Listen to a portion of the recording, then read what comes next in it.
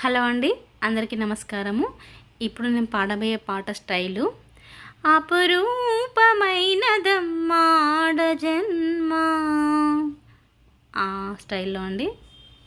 వందనాలు వందనాలు చదువులమ్మకు, చల్లనైన మా తల్లికి వందనాలు.